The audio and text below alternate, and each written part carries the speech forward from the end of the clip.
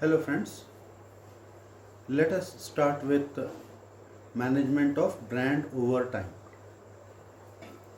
Brand management is a function of marketing that uses techniques to increase the perceived value of a product line or brand over time.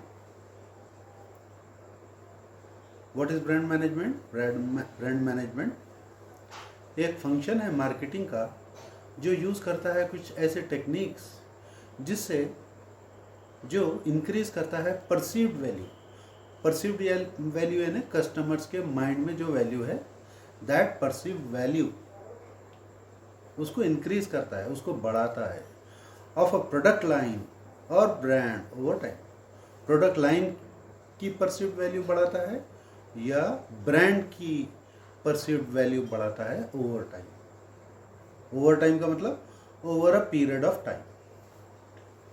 Effective brand management enables the price of products to go up and builds loyal customers. Effective brand management क्या है? Effective brand management वो है जो possible करता है the price of products to go up, जिसके वजह से आप ब्रांड के प्राइजेस को ऊपर ले जा सकते हैं, इंक्रीज कर सकते हैं और इट बिल्ड्स लॉयल कस्टमर्स, यानी आपके कस्टमर्स भी आपसे जुड़ते जाते, लॉयल बनते जाते। You retain the customers through positive brand image and strong awareness of the brand. तो लोग एक पॉजिटिव ब्रांड इमेज अपने माइंड में रखते और कंपनी का ब्रांड मैनेजमेंट का काम यह है कि अवेयरनेस क्रिएट करना ब्रांड के बारे में। और ये ऐसा प्रोसेस नहीं है कि आपने किए और फिर बाद में भूल गए। It is a continuous process.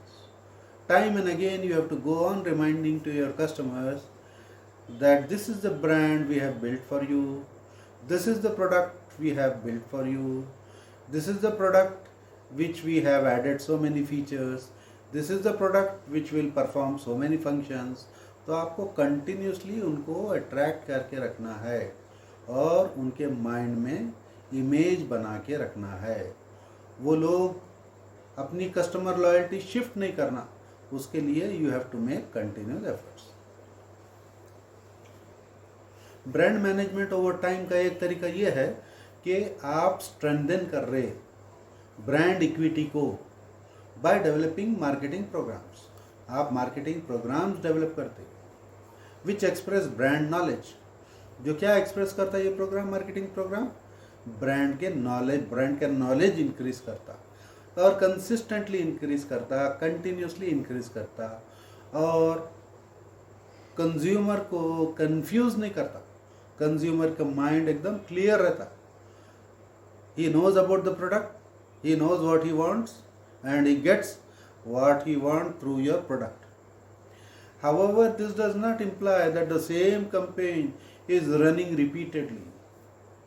इसका ये मतलब नहीं कि ब्रांड मैनेजमेंट में and managing brand over time में आप रिपीटेडली वही घसी पिटी आपकी एडवर्टाइजमेंट चल रही है, वही सेम हीरो या हीरोइन को आप यूज़ कर रहे, सेम मॉडल को यूज़ कर रहे।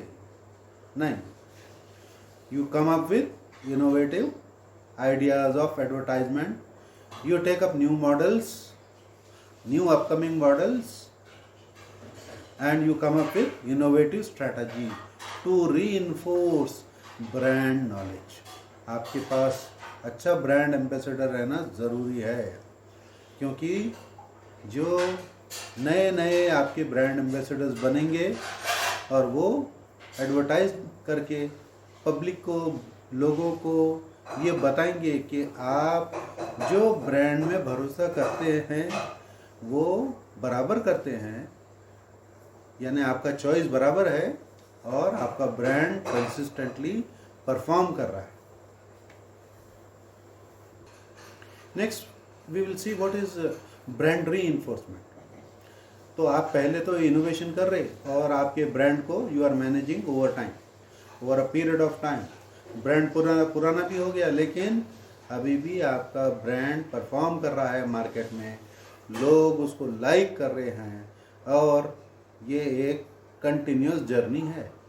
तो इनोवेशन और रिसर्च ये तो आपको करना ही करना है और ब्रांड को रीइंफोर्स करना है। रीइंफोर्स करना है यानी जैसा हम जब घर का स्लैब डालते तो ऊपर जो स्टील इस्तेमाल करते तो दैट इज रीइंफोर्स, यानी एक स्टील सीधा जाएगा, एक स्टील आड़ा जाएगा और फिर उनको बांधा जाएगा। तो that is called what, reinforcement. And it can be done through various marketing programme.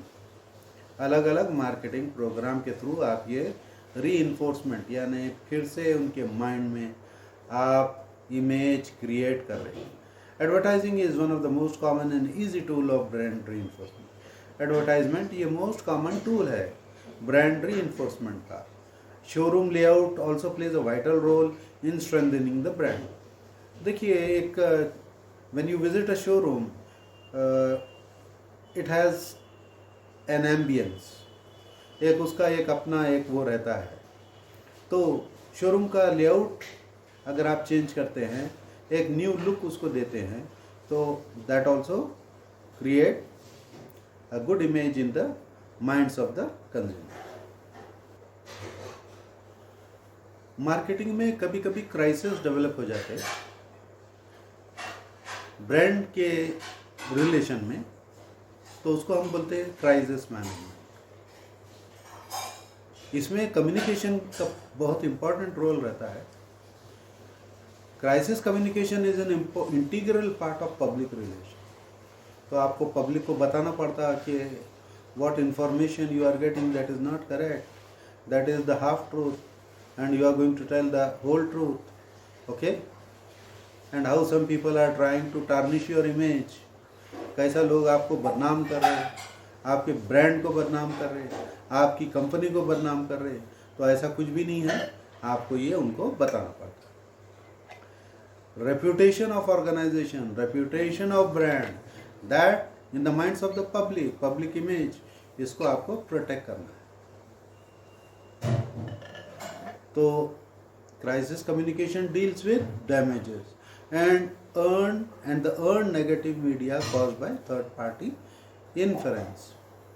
तो जो नेगेटिव इमेज मीडिया में क्रिएट हो गया, वो आप सुधारने की कोशिश करें। कुछ एग्जाम्पल्स क्राइसिस मैनेजमेंट के अभी हम देखेंगे। worms found in 2 Cadbury chocolate bars in India। आपको मालूम है Nestle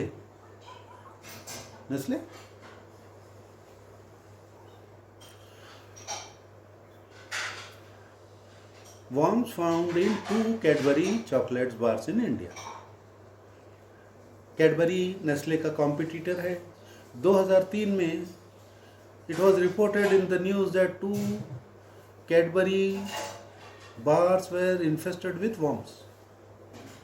Soon after this, Indian authorities seized a large stock of Cadbury product before they hit the market. Market में बात आ गई कि 2 कैडबरी बार्स में वर्म्स निकले, वर्म्स इन्फेस्टेड था। तो गवर्नमेंट ने क्या करी, अथॉरिटी में देखिए FDI है, फूड ड्रग्स अथॉरिटी, FDA, ये लोग गए और पूरा स्टॉक कंपनी का ले लिए और मार्केट में उसको इंट्रोड्यूस नहीं करने दिए। Soon after this, Indian authorities seized large stock of Cadbury product before they hit the market. The intense media coverage put the brand in bad light, as over 1,000 clips in print and 120 on TV news channels marred its reputation among the customers. इनकी बहुत बदनामी हो गई, print media में, TV में, हर जगह इनकी बदनामी हो गई।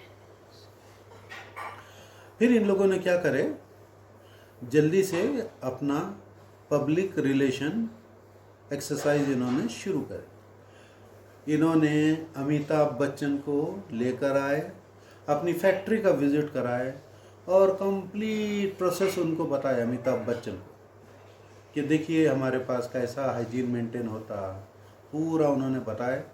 अमिताभ बच्चन साहब बहुत इम्प्रेस हो गए और बाहर आके पब्लिक को बताया कि भाई कैडबरी का जो ऐसा न्यूज़ आया था वो न्यूज़ बराबर नहीं है, कैडबरी एकदम सेफ है और आप बिना कोई हेजिटेशन के बगैर आप कैडबरी का कंजम्पशन कर सकते। तो उनका रेपुटेशन वापस बढ़ गया। और एक एग्जांपल है, देखिए नेस्ले मैगी नूडल्स। 2015 में नेस्ले का भी सेम प्रॉब्लम हो गया। लोगों ने बोला मैगी नूडल्स को FDA ने बताया कि भाई इसमें बहुत high concentration of lead and MSG है, तो that is not fit for human consumption. The company was asked to withdraw it product and immediately from the market. तो कंपनी को मार्केट से पूरा माल वापस लेना पड़ा था। Maggi was ban in India, Maggi India में बैन हो गया। Soon after this they launched an FAQ। इसके इमीडिएट बाद उन्होंने फ्रीक्वेंटली आस्क्ड क्वेश्चन पेज अपने वेबसाइट के ऊपर स्टार्ट करें और सारे कस्टमर्स के क्वेरीज को आंसर करना शुरू करें। With the help of Twitter, with the help of Facebook, they try to reassure their customer that the product is safe and healthy to eat, and then success knocked on their doors. थोड़े time के बाद में public का confidence लौट आया और Nestle Maggi फिर से मार्केट में आ गया।